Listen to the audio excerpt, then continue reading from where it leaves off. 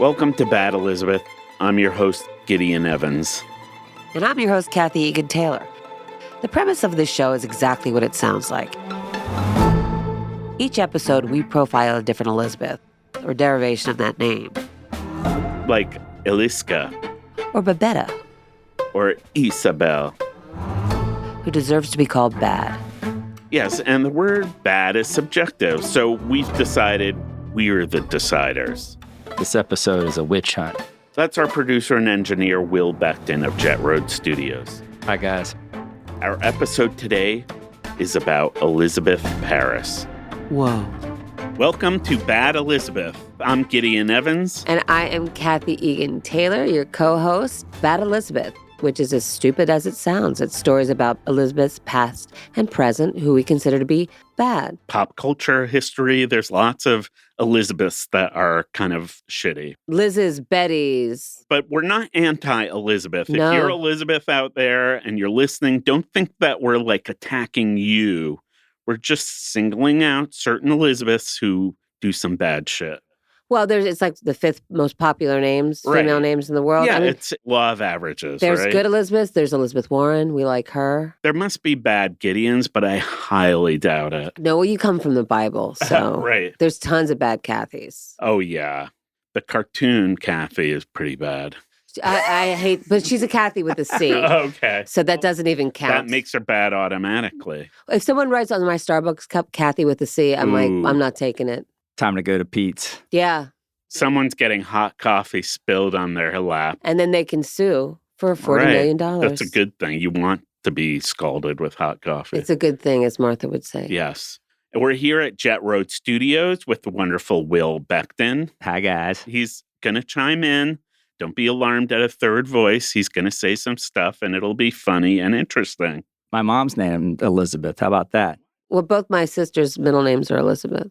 Interesting. I just watched part 1 of the Billy Joel documentary, and his first wife was Elizabeth, and she was pretty wild. You know where my mom was born? Elizabeth, New Jersey. Hackensack. Oh, nice. You ought to. Okay. So, yes, let's get into our Elizabeth today. Her name is Elizabeth Parris, and the Parris is spelled with 2 R's. So this is a little different from some of our other episodes. It's not very true crime at all. We're going to be talking about the era of the Salem Witch Trials, which was 1692, that general era in Salem, Massachusetts. The term witch hunt is obviously connected to something like this. It's when Yeah. people accuse other people of immoral behavior. Yeah, it happens in politics. Our current president uses that term. But we'll go into this era a bit. And Salem was kind of like the town of Salem and the village of Salem. And now today, I think the village is Danvers, Massachusetts. Correct, yes. It's a larger area than you think. It's not just one tiny little village. And actually, apparently, there were accusations of witches in like Connecticut, but like Hartford Witch Trials doesn't sound as good as Salem Witch Trials. When you think about Hartford, you think about insurance. Right? No offense to people who live there. It's a wonderful town. So Elizabeth Parris had a husband named Samuel Parris, and they were essentially Puritans, as were a lot of people in this Massachusetts Bay colony. Colony, yeah. Yes, because this was a long time ago. We're talking 17th century, before America became a thing. Exactly. And Samuel Parris was a reverend. He was like that whole fire and brimstone thing, religion and God, and basically putting the fear of God into people was a big daily activity. Damnation of hell. Yeah, fire and brimstone. Like, it's going to be tough to escape going to hell as far as Puritans are aware. And these were a group of people who left England specifically because of the Church of England, so they could go to, because of religious persecution, Right. and then came to America and basically turned in and did the same thing amongst their own population. Yeah, people misinterpret the freedom to practice religion. You could still do some terrible things. Well, I mean, we're all human, but Yeah. basically the entire sort of the concept of religion and is basically about controlling people and controlling people in a like-minded way, whether it's good or bad. Right, exactly. You can control people to not sin, which is a good thing, or you can control people to be completely anxiety ridden over every act that they do. Everybody has a different method, and sometimes it's heavy-handed. And I think the Puritans were pretty heavy-handed. Very heavy-handed. And I just wanted to mention we have a great guest coming up, Jane Borden, who's an author and just such a smart person. She has a book called Cults Like Us, and she will be with us later talking about Puritans. It's very exciting. And so they are living their lives, Samuel and Elizabeth Parris. They have 2 kids in their household. One is their daughter, Betty, and one is like a niece of Elizabeth and Samuel, and the 2 kids are cousins. The niece is called Abagail Williams. And at some point, the kids start there's something up with the kids. The kids are not all right. Their limbs are twisted and they're kind of having spasms. Like one of them their chin is jutting forward in a strange way. There's something wrong with them. And the parents think it's sickness at first. They're hoping that these kids will get better, but it doesn't. It just continues to get worse. And a friend of theirs, Reverend John Hale, also Puritan, comes over and there's a discussion about what's going on with these 2 girls. And they all decide this must be witchcraft, that they're essentially touched by Satan. They're possessed. Or they're possessed. And they call it afflicted, but I don't know if that's appropriate, but we can call it that just because it's the common way of referring Affliction, to this. yeah. So that immediately, that begs the question, who did it? Exactly. Who's the source of the witchcraft? Who's become the vessel of Satan Yeah. in order to wield such powers? Yeah. When you think about what we fear day to day, pollution and crime and Financial instability, Right. those types of Right. things. Normal illness, actual illness. Cancer. yeah, exactly. There were probably some of those things they feared too, but like Satan, Was a real presence. it really was a big thing because that's what everybody talked about when you went to church. This was also at a time when, church was the place where everyone publicly gathered. So everyone had an opportunity to view each other. They could judge each other. They could leave. They could convene Yes. and say, so-and-so was acting funny in the row right there. What's wrong with him? And this is also a society that controlled people by deep shame. This is the years of the stockade, where the town drunk had a D Is that written right? on his forehead, and he had to stand on a box where everyone could walk by, and people were encouraged to throw trash at them. They Yeah. even had the original, I was reading, paddy wagon, in that you would have to walk through a line of people who would slap you on the ass as you went through Wow. as a means of It's humiliation. like that. What was that Game of Thrones where that one character walks through town? Shame. Yeah, exactly. Paddy wagon, that's an Irish pejorative of Irish, right? Paddy? Paddy's a policeman. You get Paddy in the back of the wagon. paddy wagon. I remember when we were gotcha. kids, we'd do that as a fun little Oh, game. yeah. It was, exactly. A fun little game. That now you'd be called into the principal's office and they're like, your son is a sexual predator. Right. He's 6. So they were really into public shaming, the stockades, the paddy wagon or whatever, labeling with scarlet letter, the letter A for adulteress, that type Yes. of stuff. And what came of these first kind of crazy incidents, or this one with the Parrises, is they decided to name these like vessels of Satan, as you put it. And they blamed immediately Tituba, who was like the slave That lived with them in their household. And they blamed 2 other women, Sarah Good and Sarah Osborne. And those were just Town townspeople. women, yeah. Yeah. But it should be said that they tried to take action to make these spasms go away. Nowadays, you'd probably get a psychiatrist or a doctor to look at the kids, but their first instinct was much different. There was a neighbor, Mary Sibley, who with Tituba, Who was the slave, who the was the accused slave. they decided to bake a witch cake, which I guess they knew about, which had like rye meal in it. But then they took the urine of the 2 girls and they baked the cake with the urine, and then they fed it to the dog. Why would they feed it to, what's the dog have to do with I guess anything? it's like just kind of part of this. A ritual sacrifice. Yeah, something like that. But it doesn't sound very Christian, really. It probably came from the big book of spells. Yeah, it sounds like more witchcraft. And I think it actually did get the people who did this witch cake in more trouble. That didn't work? I know, you'd be surprised. I think they were supposed to bake it at 325, and they baked it at 400. We also know that dogs will eat anything. That's true. That's So true. that's who the audience Dogs was. love urine. But it sounds like vaguely abusive too, to like do this to the kids, to like take their piss and put it in a cake. All right. I think we're spending a lot of time on this I urine know. cake. Sorry about that. No, it's curious. This was the first of these cases, and the Parrises aren't that involved in the story after this, but it was kind of like the match that lit the spark for this whole thing. So I think if we are going to say this Elizabeth is bad, it would be like the Billy Joel song, "We Didn't Start the Fire." She started the fire. The other thing I wanted to bring up, and I wanted your opinion on this. Uh-oh. I think we can look at Elizabeth Parris as possibly a bad Elizabeth, but then we can also look at her daughter, Betty Parris, who was probably the one who named Tibula? Tituba. Tibula's a bone, That's right? a bone. Thank God. So I think the 9-year-old girl was Betty, and she was the one who said Tituba is a witch, essentially. I mean, what my opinion about a 9-year-old girl, I think that they're so impressionable. Any child, you could tell them to say something and they will. You think it might have been the parents? I think the parents planted that seed in her. Because she was like, is it her? Or if you look at it as a hierarchical system or a class system, a status system, unfortunately at that time, the 9-year-old had more agency than the slave did, the slave girl. So technically she was above her in class. So she probably said, I'll blame something. It's a kind of almost like blame it on the dog. You know what I mean? Right. So I think that it's two things. I think she's very impressionable.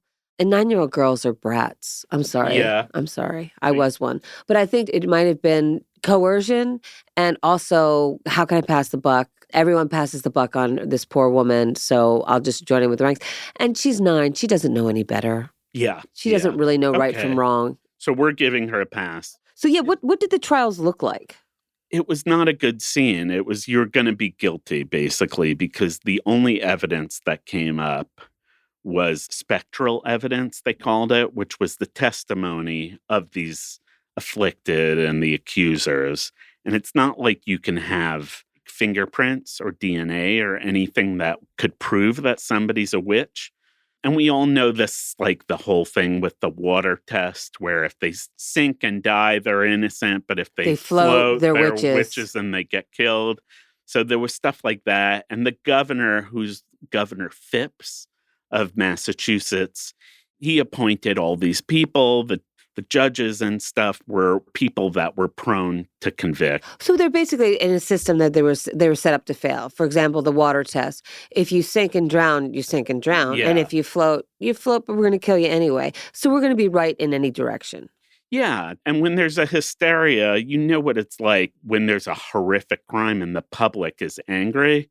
There's all this like pressure where they're like, we got to get somebody. Well, yeah, we have to find a scapegoat. Yeah, we have to make the public shut up and to assuage feel the people. Exactly. We have to find our boogeyman. Do we know if it was like in a courtroom, in a church, or like square? I think it was in a courtroom. Yeah. It's funny because my two images, neither of which are based on any like real history, is just like a church, like kind of like Blazing Saddles when they all have the meeting at the church, and that. But then I picture like a lunch break when then they do the water test. I always try to figure out what the trial part was and then how that related to the throwing them into the water. Yeah. I mean, I imagine that a lot of Quaker meeting houses were also courthouses and meeting rooms and prayer rooms like that. And that was kind of the model they had. Like commonly, if you go up to any sort of New England church or whatever, it also looks like it was a common space where they held court, whether it was government or religious. Well, another weird thing about these trials was a lot of the afflicted would be at the trials. Like there'd be like 6 or 7 of them,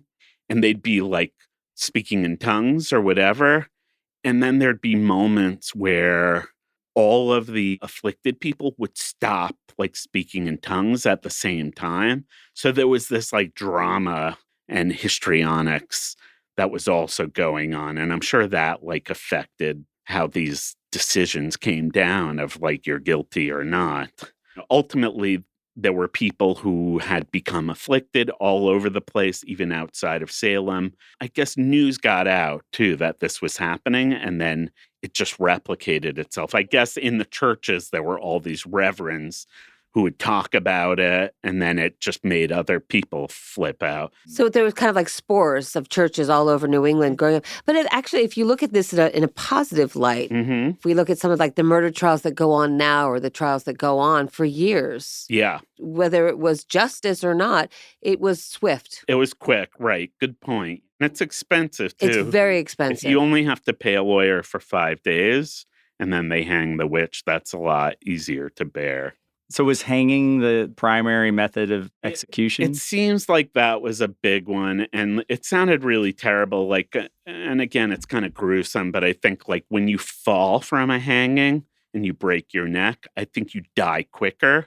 And I don't think that's the way these things happened. I think like you'd just be hung and then you'd just run out of air. And I think it was also very much a spectacle. You'd be in the middle of the square waiting. They'd like, let's go watch the hanging happen. And there'd be like, because it took so long for them to die, They'd be like family twisting. members would actually try to pull them down so they'd die quicker. It was really sad. That's interesting. Oh, out of mercy? Or not.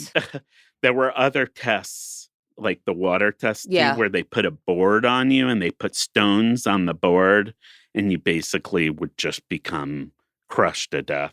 Well, I mean, I think a lot of these witch tests, so to speak, have been tropes in comedy over the years, Yeah. like Monty Python. Oh, right. Why is she a witch? Because she looks like one. Right. She's got a funny nose. She's got Right. warts. I mean, that's the other thing, too, that a lot of these sort of trials have become things in pop culture, too. Like either fun things, Absolutely. like Bewitched is basically born Oh, of the Salem. yeah. And the Vampire Diaries comes from that. Oh, And, is that right? well, of course, Arthur Miller's The Crucible, Right. the play. And that was like a metaphor for communism and Exactly. Joseph McCarthy. This idea of like this crazy out of control witch hunt. Like the blacklist and things Exactly. like that. Exactly. And I remember my late dad used to say, well, there actually were communists, Yeah. but there weren't actually witches. So that was a difference. I think he had a point there. That's a good It's fair. assertion. Yes. If you're looking for a distinction, that's a good one. And I think if you confess to being a witch, sometimes you would not be killed. I think it was the people that wouldn't confess that got killed a lot of the time. Well, also, confession would give you agency and power. Yeah, Saying, yeah, I'm a witch. And then be like, oh, shit, we invented this thing. right. Let's bully the weaker ones and get them and put them up as our scapegoats. Exactly. So those original witches, Sarah Osborne, Sarah Good, yes. they all died. Both of these women were put on trial and found guilty. Sarah Good was put in prison, and her infant daughter died in prison. Oh, God. Yeah, horrible shit. But you have a good quotation from Yeah. her. This is Sarah Good. The last words to Reverend Nicholas Noyes were, "You are a liar.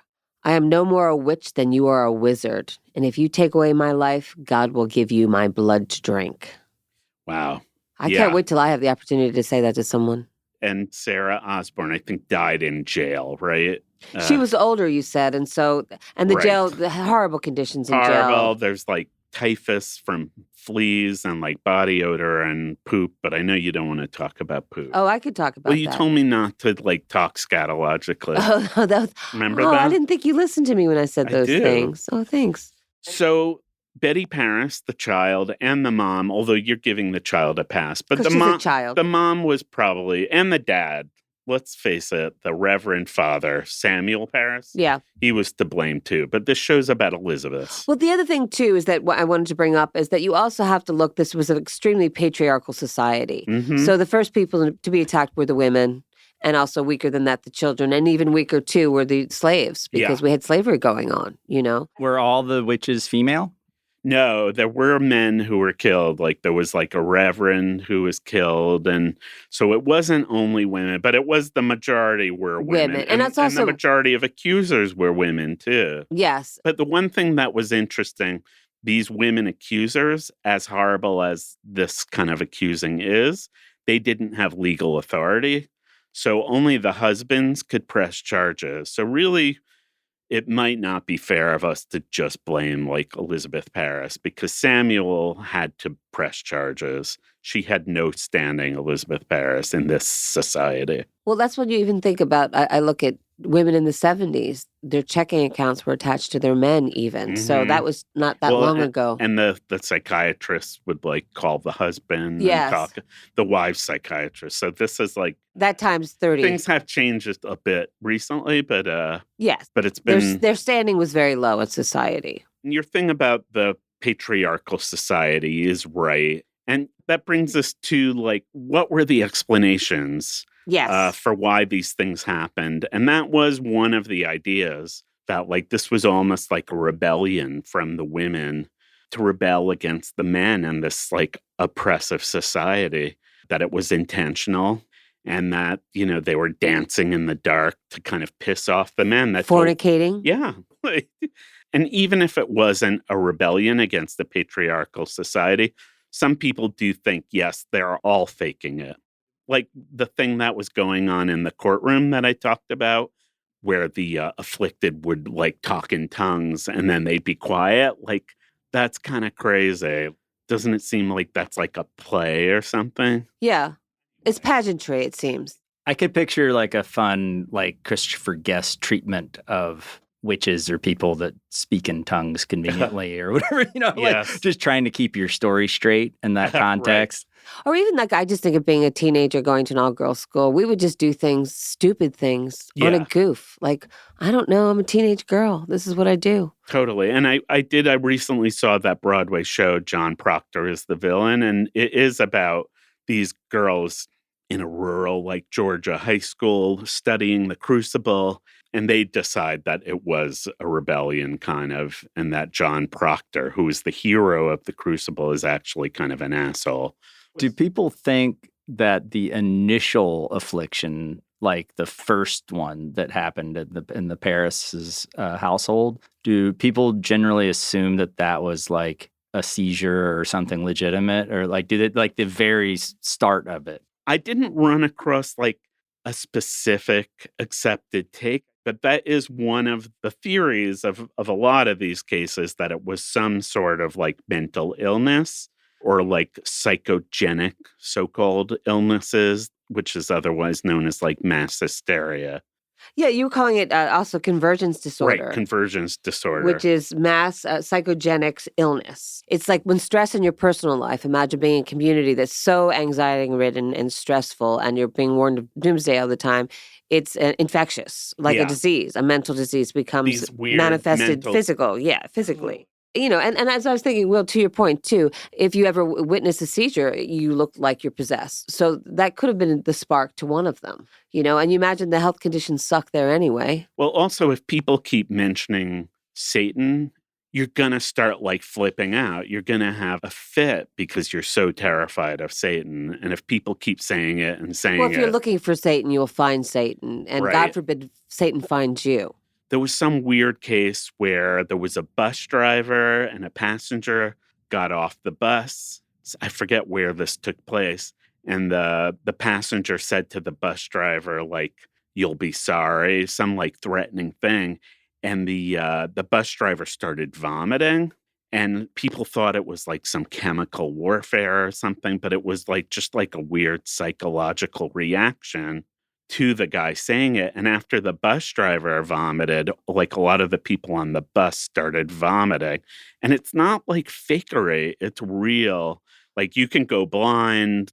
Well, vomiting can be contagious. Oh, yeah. The other thing, too, when you just said that was like a trigger when he made the bus driver throw up. Yeah. I was listening to an interview with Martin Short about his Jiminy Glick character. Oh, I love that everyone character. just says Jiminy Glick is Martin Short's opportunity to be flat out mean to everybody, you know, and call them on things. But he said he was interviewing Edie Falco. You know, he asked her a question, she started to answer, and then he suddenly looked at her and he went, "Shh." And he hushed her, and he said he could see her face drop. Oh, wow. And afterwards, she said, "My father used to do that to me. God. It was a trigger." So even just saying you'll have a bad day made the guy vomit. You never know what triggers people. And then the reaction triggers more people. Exactly. And which is a term that we use today. Basically, you can say, like, we can't talk about weight because it triggers me. Yeah. You know, it's your way of getting out of any uncomfortable situation to people. It's like, that's a trigger, which is interesting because people never really respected them. Now everyone's got triggers. Yeah. You have to warn people ahead of time. Well, there was another case in this Leroy, which I guess was a town or a city in New Leroy York. or Leroy, depending. Yeah, it could exactly. be both. They use both. Well, we're referring to our old colleague and friend Dan Taberski's amazing podcast, Hysterical. Yeah. He talks about that, and he also mentions the Salem Witch Trials. The other thing, too, that's also interesting about the Salem Witch Trials and Dan's podcast about hysteria, it happens upon prepubescent or pubescent girls. And it's always the story, too, about this is when girls start menstruating. Right. And you get your period. The story of Snow White, the prick of the apple, the blood. Everything's about warning, is about protecting your virginity, but we can't procreate without, losing our virginity, so to speak. Right. We put so much on the sexuality of these young girls who don't even know what it is yet, and they have this power that they're not aware of, that I think sometimes people liken that to witch-like qualities. Beatlemania. Yes, bewitching, bewitched, bewildered, all that type of stuff is the seductiveness of women and their wiles that they don't even know the power they have to wield against men to control them. That's all we have against you. It's like that Jezebel idea. A Jezebel, but even the idea of Aristophanes' Lysistrata. How do we stop the war?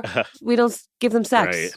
That is fascinating. And apparently when hysteria, so-called hysteria, happens, it usually starts with higher class people, and then it goes to lower for some reason. Like, so in the Leroy thing, they were all cheerleaders at first, and then there are other girls that start. I guess it's kind of, and we're going to talk to Jane about this later on, that we derive from, we both read her book, is about this sort of our idea of achieving perfection. So obviously these types of things are going to hit the people that already think they've hit the perfect level, because you can only go down from there. Versus the people at lower class stratifications or whatever, they're just worried about not sleeping on a floor. Yeah.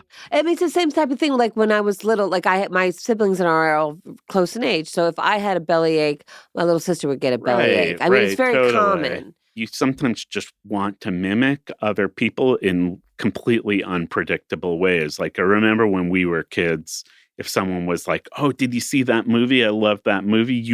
Even if you didn't see it, you always wanted to say, "I love that movie." Like quoting Die Hard when you hadn't even seen Die Hard. Exactly. But that's kind of like human nature. Of course. Do you remember Kim's video in New York, which is the greatest? That's great. I walked in there. At the time, it was like always the best looking hipsters work there. And I remember once going in, I wanted to rent Looking for Mr. Goodbar, because it was on my list of things I hadn't seen. And I said to him, I'm like, it's my favorite movie.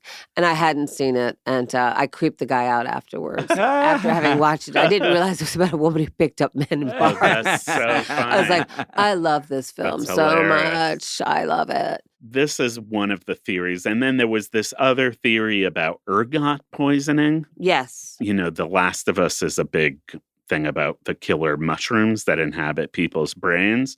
But really, there are some dangerous mushrooms out there. And ergot is a fungus that grows on like wet rye grains and other grains.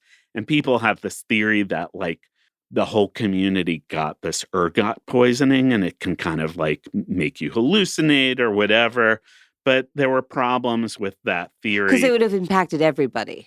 Yeah, it didn't make sense that they'd all eat from the same It's grain. like Legionnaires is a waterborne illness. Right. So you'd say, okay, now we understand how this all came to be. Totally. And also it didn't like come and go when you got ergot poisoning, which is what happened with these cases of afflicted people. So I think that probably was ruled out, but that's a fun theory anyway. Give us a grant and we'll explore.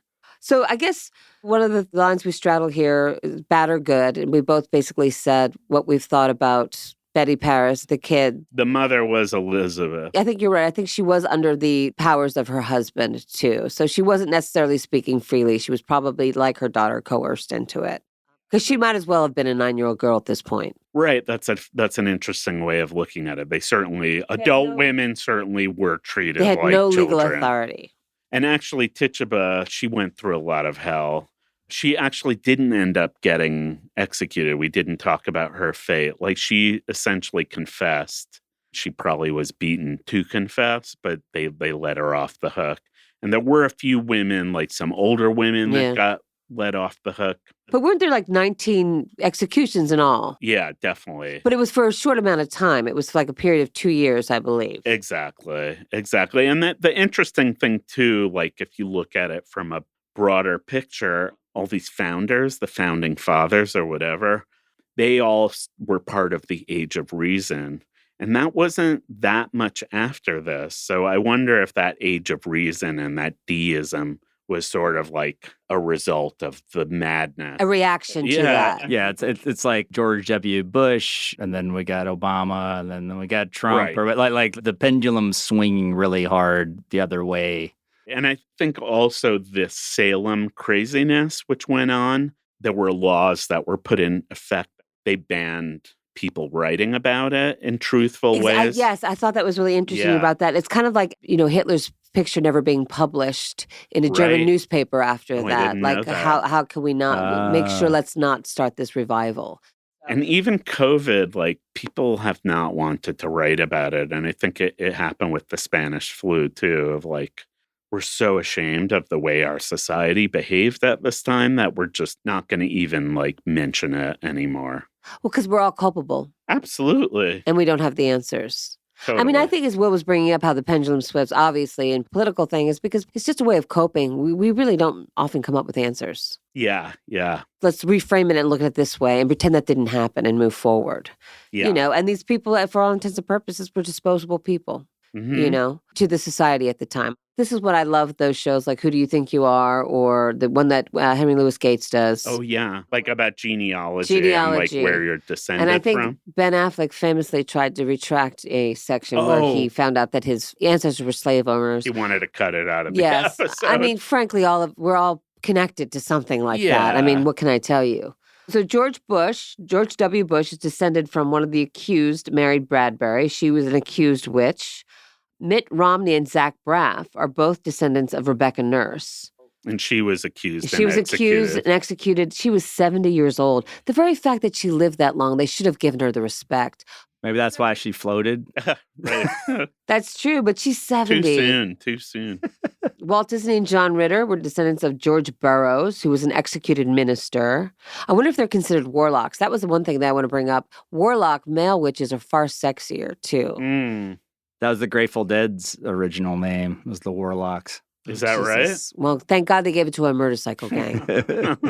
Since you're talking about descendants, I had a really good friend growing up in high school, and his name was Charles Cotton Butler because of Cotton Mather. Oh.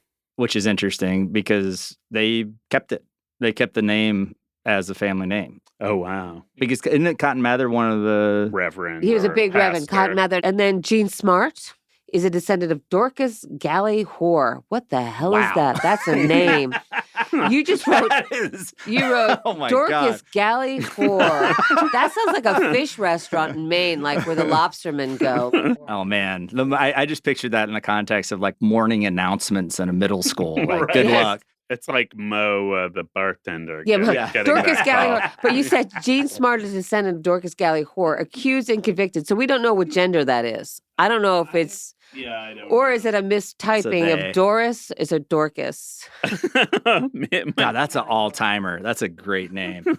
If I become famous, that's going to be my checking into a hotel name. Yes. So everyone likes to be sort of connected to these founding fathers, but we have to realize that they were also But these some aren't awful founding people. fathers. Yeah. If those genealogy shows are all boring and it's like you're descended from a poet, it's like, it's interesting, but if you could say you were descended from somebody who was accused of being a witch and hung, that's like ratings gold for these shows. Oh, serial killer. Yeah. Exactly. So have you ever practiced witchcraft or any of your siblings? Of course. Of Yeah. course I did. In what sense? Well, I was a latchkey kid. You stayed at home, is that what that means? No, it means I came home to an empty house. Oh, I see. I never understood that term. Latchkey It means like your mom may have worked. your mom worked. She let the door open. Yeah, we had our own keys or whatever. Our house was never locked. Right. But anyway, Hence latchkey. But I mean, I was a latchkey kid too. And it's like there's a key hanging under a bench or something. I see. with a neon light that says, the Right. key's here, Yeah. kids, the key's here. Like, I remember reading a book called Witch's Sister. The Brothers Grimm or the Hans Christian Andersen, there's fairy tales warning Yeah, girls it's about the part danger of, stories. of witchcraft. Baba And- Yaga. Yes, and I think little girls, we feel like we have this power. scaring each other is a big girl thing too, Oh, we right? Like I love know that. horror movies are huge with Well, little I mean, girls. I think girls, like young girls, have a proclivity to witchcraft and horror and the unknown. And the Ouija board. Yeah. And also, at slumber parties, sticking her hands in water Right. while she sleeps. Oh or yeah, that that's type sort of stuff. like crude witchcraft. And just bullying. Yeah, that's true. Which is what witchcraft And in could case be. people don't know what happens when you put your hand in warm water while you're sleeping. I think you wet the bed. But then you can make a Cake a and witch feed it to the cake. dog. Yes. But I was going to say about witches, I mean, it's such a rich topic, and it's no wonder that people love Salem witch Always. stuff. Well, I mean, I think that's the thing that's interesting because, like, this also brings up, like, we have another episode where we talk about Lizzie Borden in Fall River, Right. which is not far from Salem, Massachusetts. And that whole area is sort of like witches tourism for both Salem and Oh, yeah. Fall River. And it's got, like, sort of ecosystem of haunted houses and whatnot there. And Totally. It's, like, New Orleans, I've been on the witch tours, Oh, interesting. I think Savannah's a good witch town. And Savannah's a great yeah. witch town. Yeah. Any of these sort of Southern Gothic places. And they're always like, based on a true story about someone like impaling their grandfather by mistake Yeah. in the barn. And then suddenly, This led to that. Well, one of the interesting things about the Salem witch tourism is that it's kind of somber. The Lizzie Borden thing maybe is more fun, the tourism there. The Salem witch thing is fun, but it's also like 20 people did get executed. Well, there's a cautionary tale aspect to Oh, it, for too. sure. You know, like of mass hysteria. let's not do this again. Yeah. And the funny thing is both the Lizzie Borden story and the Salem witch story have like Halloween parades. So I was imagining that it would be funny if they met somewhere because the towns are close to one another. Well, you know what? Like, this is interesting because our guest coming up, his last name is Borden. Oh, Jane. In terms of like figuring out the final, verdict as far as like being bad or not, given what we know about the backdrop of how this hysteria happened, what's your final take? My final take is I'm giving the women a pass. Wow. Because I just think that they were in this environment where they really had no agency, nowhere else to go, and they did whatever they could to survive. And if it was like throwing someone else under the bus, then that's what they had to do, even if it was your own daughter. I hear you. They were living in shitty times. It was a rough go of it. And there were diseases that we don't have now, and the life expectancy wasn't much, and everyone was terrified of Satan. So I give them a pass to some degree. I feel bad for Tituba, as bad as I feel for the child and for the mother. It's like, that sucks to just like blame your slave. Like, fuck that. But, it wasn't fun for any of them. I'm still concerned about the dog. So I think this has been really interesting. I think it'll be interesting to talk to Jane Borden, author of Cults Like Us, to hit on a different kind of angle on Puritanism. Having a more educated explanation of what we're talking about. That's a given. Well, let's bring on Jane, and this will be great. Okay. Joining us now is Jane Borden, humorist, author, and culture critic. She wrote the memoir, I Totally Meant to Do That, a humorous exploration of Southern culture and urban life. She's here to talk about her most recent book, Cults Like Us, which examines America's fascination with cults through a satirical and personal lens. Jane's book has some great insight into the Puritans, which is perfect for this episode. Jane Borden, it's been a while. We know each other from the UCB, Upright Citizens Brigade world. Remember those years? Oh, yeah, very well. Well, not that well, actually. There was a lot of drinking. There certainly was. What was it? McManus? That was the bar. Yes. My gosh. But no, those were beautiful years. I think of them fondly. I love how in your fascinating and entertaining book, Cults Like Us, you even mention in the beginning that like when you were doing all that Upright Citizens Brigade stuff, your parents thought maybe you were in a cult. Yeah. Yeah, they actually had a conference call, my sisters and my parents, like, what's going on with Jane? What's she up to? Because one of my sisters was in New York at the time. And it's like, well, she's there every night. She works for free, sweeping floors. She's taking a hierarchy of classes. And they all revere a bearded white dude whose picture's on the wall. Tell close, yes. Is he Second City or Upright? He was He was Second City. Yeah, But they're both Second improv City. groups. Second City does sketches and improv. Well, Yeah. Second City definitely was cult-like, too. I think they even saved Del Close's skull after he died, didn't they? Oh, yeah. The skull, I think, was to be used in Hamlet, to be Yorick. Oh. Yes. And it's actually a myth. Oh, it is a That's myth. what he- I'm And then there's sorry. that. Well, that's what he wanted in his. I mean, we could just spend the whole episode talking about Del Close. I know. No, that was his request and his will, but it was impossible to fulfill the request because there's a lot of laws about human remains. Oh, So there is a skull that is supposed to be his, but it's not actually his. got it. Good to Oh, know. well. Good myth You busting. burst my bubble. Yeah. Well, let's talk about cults. What drew you to cults? How did you come to write this book? Well, I've always been fascinated by belief and how it informs identity.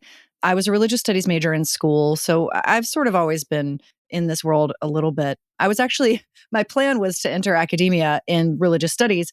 But then I was like, I'll take a gap year in New York, and then fell into the UCB theater kind of by accident and pinballed in a different direction. And Oh, wow. so this book is almost those two paths converging together, my comedy path and my predilection for research-based, argument-driven nonfiction.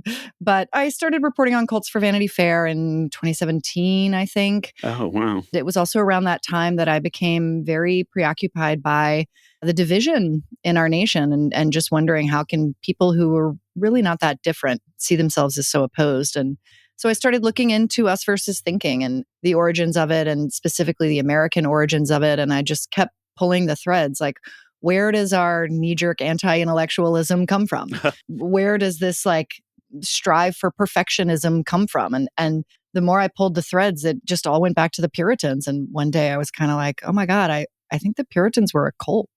That's amazing. And this is perfect for this episode because we're talking about Elizabeth Parris and the whole Salem Witch craziness. Trials, yeah. The trials. So we definitely want to get to the Puritans. Mhm. And I wanted to ask you, I know when I read about abnormal psychology, you start to think you're coming down with everything you're reading about. It's this weird phenomenon. Was there a part of you when you started writing this that you were going to start to become enamored with the cults? No. I mean, yes and yes. Yes. It happens. Oh, it does. It did. Did you? Well, look, everyone who's ever seen a cult documentary, the Yes. first third, the first act, you're like, I would join that. Are they still Right. going on? Where do I sign up? I want to get branded. Yeah. What would your brand be, Gideon? Didn't the Nexium brand Nexium, they people? branded. Oh, yeah. Well, it's even like getting back to the Puritans in the church. I remember my mom would bitch about having, 4 kids, as any mother would. Right. And she'd say, I just want to be a nun. You don't have to shave your legs and you get 2 weeks at the Jersey Shore a year, So this predictability is kind of attractive. Exactly. Yeah. And sort of a controlled environment. And that's when people turn to cults, is when they feel out of control. And back in the 17th and 18th centuries, our world and our country was pretty out of control. Well, do you want to start back to what we derive from your book as well? It's like sort of the Puritans being the original cult. They came here, and then how they sort of turned on each other and how to control each other. So I describe the Puritans as a high control doomsday group. And that's because they didn't have a charismatic leader, so to speak. I guess you could say Jesus was their charismatic leader, but they have all the hallmarks of a cult other than that. High control just means that whoever was in power was controlling belief, behavior, and information intake, all with high pressure to conform. And the longer the settlement was around, the more controlling the church magistrates became, because power corrupts, right? It's the same story. And so they started making it harder to gain entry to the church. They started kicking more people out. They made it so that strangers weren't allowed to join a community unless they had been vetted by the church leaders. They started doing away with the question and comments section following sermons because they couldn't handle any disagreement. In fact, it was illegal to disagree with the ministers. People got turned into informants. They were supposed to tattle on each other if you did disagree with the ministers. And we see the effects of this most profoundly on the second and third generations. And that's always the case with cults. It's the kids who were born into them that are the most damaged. And scholars who have pored over diaries from the second and third generations in the Commonwealth of Massachusetts see significant increases in melancholy, nervous breakdowns, suicide, suicidal thoughts. So it was definitely not a super fun place to be. What was their doomsday like? How was their belief different from other types of religious groups? They believed in the book of Revelation, the last book in the New Testament, quite literally. The most popular book at the time, it's been called America's bestseller, was a long-form poem about what doomsday was going to look like, inspired by the book of Revelation. The idea is that Jesus would return, there'd be a big battle, and then following some years of peace, Jesus would come back, there'd be another big battle, he would pull out the book of names, and everyone would either get to go to heaven or burn for eternity in the lake of fire. That's not a fun place to hang out. No. Although, honestly, getting to go to heaven didn't sound that great either, because the first thing they did when you got chosen was you had to help Jesus damn everyone else, including like your family members. Getting back to it was The Day of Doom by Pastor Michael Wigglesworth, you were saying was the bestseller. That's right. Yes. The interesting thing you were talking about, yes, once you went to heaven, you were with Jesus and you had to damn other people, which was like a reflection of what was going on earth. It was suddenly like, turn on everyone, accuse everyone, and go after the most vulnerable, which were women and children. But also you sort of talk about in your book about how in Puritan households, children are often told to leave the household at puberty age to work and study under other people so they wouldn't be attached to their families. And that That's right. when women were widowed, they were encouraged not to mourn because that meant you had love. You know what I mean? So it was like a very way of controlling people and their emotions. Like you simply were not allowed to have them. So it made it easier to condemn others, I suppose, or judge others. Yeah, I think that's right. I mean, you weren't allowed to love anyone more than God. That was the supposed reasoning for the fact that you had to get your children out of your house lest you love them too much, and you couldn't mourn or people who mourned their widows were often very concerned about how sad they were. Like, oh no, did I love them too much? Does that mean I'm going to hell? But I think you're right. When we break those empathetic bonds, it makes it much easier to judge others. And it was an incredibly judgmental community. And, you know, we should say that there were a lot of great things about the Puritans too. And I think what we're really seeing here is how power and a need to be chosen can destroy communities and can destroy community bonds because, first of all, power corrupts, as we know. And I get into some of the psychology behind that in the book, but it's, you know, we're all familiar with it. Well, we're talking about judgment and turning on one another and the lack of emotion. When you have no, like, sort of emotional ties to things, it makes it much easier to control people. Yes. I think what you were saying was we were going to get more into specifically to Betty Parris. Yeah. Well, yeah, Elizabeth Parris was the mother, and then the daughter was Betty Parris. Well, it is what both of you were talking about, where there was Betty Parris was 9, and then she had a niece living in the same home, was Abagail Williams. So it is that kind of thing where there's like lots of children all in different places, not necessarily the homes of the parents. That is something you see with like Waco and just like it's weird that Elizabeth Parris treated both children, even the niece, like they were both their children. I mean, it was a practice that was common in England at the time. Okay. What made it unique in Massachusetts is that girls were doing it in addition to boys. So the idea was that you were supposed to go learn a trade, but kids were doing it when there wasn't even a trade to learn, boys as well. The reasoning in Massachusetts, scholars believe, is so they wouldn't love their kids so much. Yeah, it's so interesting. Abigail was living in the home with them. Yeah, like basically Elizabeth Parris, you know, and the father who was, you know, a reverend and one of these guys who could have been like a cult leader. He was like a very powerful reverend who had the fire and brimstone stuff. They noticed that these two kids, one was the daughter and one was the niece, were like spazzing out. If I could say that, that may not be PC anymore. How about they were exhibiting hysterical? Their like body parts traits. Were twisted and stuff, and they thought they were sick at first. And then ultimately, there was another religious leader that came over and was like, "Oh, this is the devil for sure." And then they basically coaxed this like confession from the kids that like the slave who was living in the house was practicing Voodoo or black magic. Yeah. Mm-hmm. But it's weird that this was all going on without Abagail Williams' parents. I don't even know where they were. Well, it's an interesting sort of at this time, sort of the mocking was sport, like sort of the things that they used to do. Like if you committed adultery, you had to wear the A, or if you burglary, B, or like you had to stand on a box. It's kind of like they have on the memes on the internet with dog shaming, like I ate my own poop, and they have to wear a sign. Mm-hmm. But that is a big cult thing, I would imagine. Exactly, is a Jane. shaming thing. Is that like something that you see in modern cults? Oh, for sure. And in America, which is part of your thesis. Yeah, it's a way to control people. Absolutely. And it was used that way in the colonies. And England also was a culture of extreme punishment. But in contrast, Massachusetts didn't have as much crime. Interesting. They had hardly any crime at all. They weren't overrun with like burglars and sex industry and the things that England was policing. So it was a form of control. Yeah, and shame. And shaming like women and children and people that are not white people. Yes, exactly. And so Tituba the slave would have been like had the least power in the community.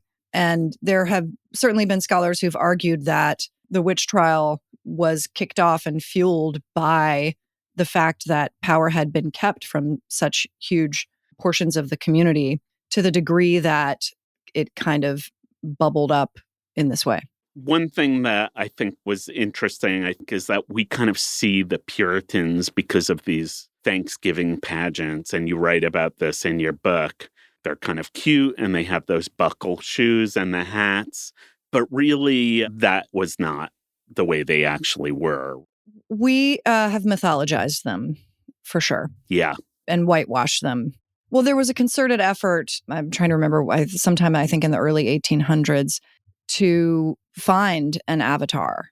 And the Pilgrims were chosen. The Pilgrims and the Puritans, of course, were distinct groups. The Pilgrims were separatists, the Puritans were reformists, but they were basically the same, at least for our intents and purposes here. And so it wasn't necessarily that they were the founding of America. It's that we chose for them to be. Well, I take it back. Their influence has always been with us because they were such an incredibly successful colony. And because New England was so successful, not just culturally, but commercially, and then that kind of spread through the nation. But we didn't kind of tell this story of the Pilgrims as our founders until much later in history. Right. And they were chosen because they were supposedly like good, as opposed to, some of the colonies in the South that were much more focused on the marketplace. And how do they manifest today? I mean, how do you think we've kind of inherited the Puritan spirit? We are sort of applying the math of the Puritans, so to speak, into modern culture in terms of control and the way that we turn on each other as a way of existing. Yeah, I think we hear the echoes of the Puritan doomsday thought throughout modern American secular culture. For example, the knee-jerk anti-intellectualism, anti-elitism, that all comes from the Puritans. Our tendency to buy and sell salvation on the open market can be traced to the Puritan desire for salvation. Our tendency to worship the wealthy and blame the poor for their own poverty, that comes from the Puritans. Wow. Not all of human culture was defined by them, but quite a bit. And in ways that we just don't recognize or acknowledge. And a lot of times people will push back against my argument. And, I trace our obsession with superheroes, for example, to Puritan thought. How is that puritanical? Well, it's the book of Revelation, ultimately. Westerns and superhero stories. And we see it in vigilante films. We see it in disaster films. The narrative is about a small community, an Eden-like community, if you will, that is under threat and can't save itself because the police are bumbling, the politicians are inept. But then out of nowhere comes an outsider, or sometimes the person is within the community, but they're always a loner. And they rescue the community through violence. It's always violence. It's precise violence. Only the bad guys get it. And therefore, it's cleansing and righteous violence. And this is ultimately the story of Revelation. And so, but sometimes people will push back against me and say, well, superheroes were invented by some Jewish guys. And it's like, yes, that's true. But they were American. Like by this point, the Puritan doomsday ideology had shed its religious skin centuries earlier, right? So the book is really looking at their cultural legacy. And I know you mentioned like films like Death Wish are sort of part of that canon. Mm-hmm. The Jack Reacher series, even Jaws Yeah. fits that bill. Falling down with Michael Douglas, Right. wearing a pocket protector.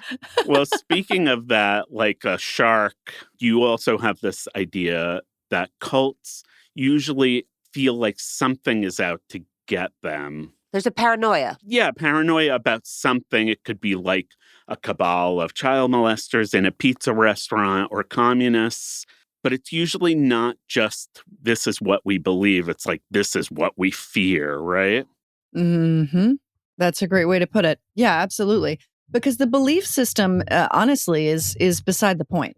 You know, we focus on what these groups believe in because it always sounds so wacky, but it's really neither here nor there. I mean, you can get people to believe whatever you want, and, you know, we can get into the psychology of that. But the way you control people is by getting them to fear someone. You manufacture a threat, you manufacture an enemy, and then that triggers an evolutionary response in us. We evolved in small groups that were either attacked by outsiders or that attacked outsiders. And so we evolved toward us versus them thinking, and it's still very much with us. So when you can trigger that within a group, it's very easy to control people. And of course, we see that happening today in politics quite a bit. We see cult-like thinking at the societal level. And the Puritans were afraid of a lot of stuff. They feared outsiders. If Quakers could be hung. They kicked out a lot of people. Anyone who disagreed with them, they kicked him out because they thought that this was going to keep Jesus from coming back. That was their biggest fear, was that doomsday would not occur, right? They wanted it. They didn't want the violence to fall on them. They thought England is where it was going to start. That's why they fled to America in the first place. But they absolutely wanted it to come because that's when they got to be chosen and that's when they got to go be with God. Who's the guy who used to be governor of Arkansas? Oh, Mike Huckabee? Mike Huckabee. Well, he is the Israeli ambassador now, Oh, that's and smart. he's all about doomsday. So this idea that you're talking about, Jane, is alive and well. But it's the interesting thing, too, is the paradoxical nature of doomsday, too. It's kind of like, we go to heaven, be with Jesus, and then we judge others. Mm-hmm. Like any religion, you're born into sin because you were born, because Jesus died for your sins. So, like, it's kind of cyclical and there's no answer for it. But when you're in the mindset, it seems to work. Mm. I mean, I guess the belief in doomsday also probably affects how you treat people on Earth, because none of that, does that even matter at this point? Well, people who believe in a literal doomsday often care very little about, for example, ecology or building for the future or any of these sorts of things because they think, well, what does that matter? Right? The world's going to end next year. But, doomsday preppers often go deeply into debt because they think they're not going to need their money anymore. Groups have been known to contract out to build their shelters and not pay their bills because they think, what does it matter? Your company's not going to be around next month anyway.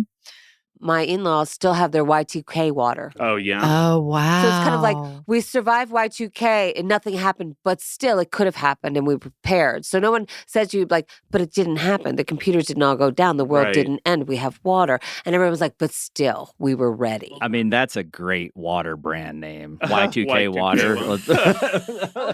This is a horrible story. But when you go to Lourdes in France, you get the holy water. Huh. I went to Rome and I got holy water from the Vatican. Got it for my mom, never gave it to her. But I was traveling, but I had terrible allergies. So we got Mucinex, which cost like $18.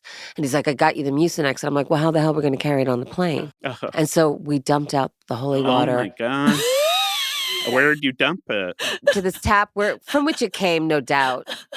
I filled it with Mucinex so I could take it on the plane. So it was a holy vessel, and the plane didn't go down, and I didn't have an asthma attack. So Kathy and I were reminiscing earlier. We worked with this guy, Louis Theroux, who is this British presenter guy, and he used to interview Investigative journalist. a lot of apocalyptic like cults and stuff. And they would always say like the world's going to end in 2 weeks. And then he'd call them in 2 weeks and was like, what happened? The world didn't end. They were like, no, it's going to end in 3 weeks. Is that an American thing that you can retain your followers even after you just like were proven completely wrong? Like, I think we look at government and they say such crazy things like COVID's going to go away in 2 weeks, and then it doesn't. And people still are like, okay, I'll forget that. Well, I guess what you're saying is kind of like, as Americans, we always buy what they're selling. Yeah. And are we particularly like vulnerable to that?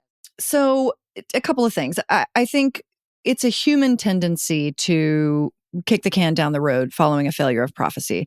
That's what it's called when doomsday doesn't come and the leader goes, oh, well, it must be happening next week. Or the leader says, oh, well, it was actually a spiritual apocalypse. It happened inside us. Or another common excuse is, well, we prayed so much that we kept it from happening. Pat yourself on the back.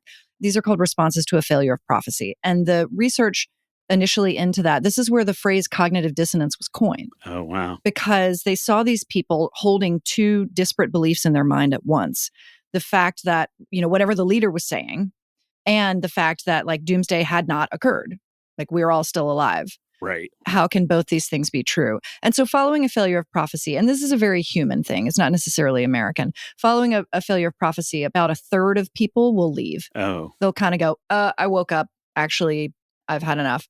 But whoever stays, they dig in their heels. They become more loyal. I see. Easier to control. I do, though, Kathy, to your point, think Americans are more credulous. I do believe that. And I think that's a result of our latent indoctrination into the doomsday ideology of our Puritan founders. I just want to give a quick shout out to Ghostbusters 2 and the Valentine's Day, the interview with Bill Murray and the guy that says that Valentine's Day is going to be the apocalypse. But then Bill Murray's like, well, this is only a couple weeks just for book sales. Don't you want to say the year from now or 2 years from now? Enjoy this. Milk it for all it's worth. Maybe also we could talk about more about your book and modern cults. And it's so fascinating. And I mean, like I went to Sarah Lawrence and I actually lived in that dorm where the Sarah Lawrence cult was. Oh. If you can call it that. I mean, the way you structure a book is so genius. Well, it's interesting you bring up the Sarah Lawrence group because I do think you can call it a cult, even though it was just a handful of people, because cults come in all shapes and sizes. And I believe cult leaders exist on a spectrum that goes from domestic abuse to dictatorship. And I think he was definitely more toward the domestic abuser end of that spectrum. But there was mind control. There were thought control efforts, which is one characteristic of a cult. He was a charismatic leader. That's the second, or a leader. Whether or not he was charismatic, I'm not sure. And then the third identifier of a cult, by definition, is that there's harm done. And of course, there was to those girls. So today, there are an estimated 10,000 groups in America. That's a very rough number. These things are impossible to actually find out because so many cults are under the radar. The estimates come to us based on complaints that come in to anti-cult organizations about groups. But that number has definitely grown. It's doubled, I think, since the aughts. My book talks about cults as in specific groups and also cult-like thinking at the societal level, in part because I think that's what we aren't recognizing. I use these case studies of American cults, historical or modern, because I want people to have that experience in their brain where they go, oh, those people are crazy. Oh, what they're believing is crazy. And then to see the exact same dynamics at work in movements from American history that we had never thought of in that way before. It's just exploitation and power, right? That's all it is. A cult leader is just someone who wants free money and free sex, And I guess that's getting back to when you look at these people, cult members who are exploited, we tend to blame the victim. Do you think, as far as we go back to the Salem Witch Trials, how would you put these people in this category? Well, Elizabeth Parris was the mom. Okay. And she accused all these people of being witches. And then Betty Parris was the 9-year-old kid, and she basically accused the slave. I mean, those aren't nice things to do, to accuse other women of these things. But is it the society that made them do it, or should they get some blame? Would you call these people bad, or is that too simplistic? It's complicated. I think as the craze spread and everyone started having symptoms and everyone started blaming other people, then it becomes harder to discern how many of these people actually are experiencing pain. And we can talk about mass psychogenic illness, Right. which may have been mass hysteria. And are some of them just using this as an opportunity to exercise power for the first time because they've been kept so powerless? And I think there probably was some of that going on. And so those people would be both victim and perpetrator in that case, right? I agree. And I think you mentioned this earlier, Gideon, that there was a lot of upheaval at the time. They were experiencing a lot of crisis. And this was happening not just in Massachusetts, but with the larger community back in England of the Protestant reformers. And I think this is important because specific cults and cult-like thinking always increase during times of crisis. When there's social upheaval, when there's some kind of technological revolution, this was not long after the invention of the printing press. I mean, there were huge revolutions happening when all these witch hunts were developing. So that doesn't surprise me at all because they are very cult-like. And when people are in crisis, they turn toward facile theories. Oh, well, it must be witchery. That must be the cause of all our problems. Now we have an enemy. Well, that's easier because now we know what to do. We can just remove the enemy. Could it be Satan, right? Mm-hmm.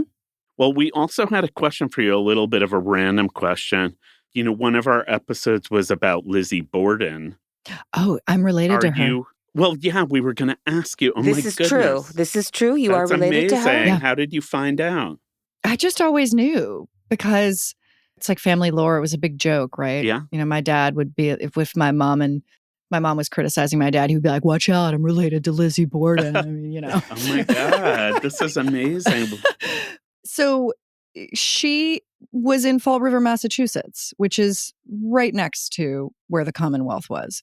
The very first Borden who came to America shows up in Providence, Rhode Island, and Fall River, Massachusetts is right next to Providence as well, because there was a fledgling colony down there of dissenters. People who'd been kicked out went and set up shop down there.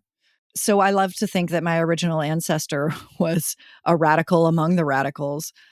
But yeah, so the Bordens proliferated in Rhode Island and Massachusetts. And then this one couple came down to North Carolina in the 1800s. And now there's hundreds of us in eastern and central North Carolina. But yeah, Lizzie, do you guys think she did it? Well, we kind of Yes. differed a little. I thought she might have been innocent, but yeah, we kind of differed a little bit. In any event, I don't blame her. I mean, it is a terrible action. Accident. But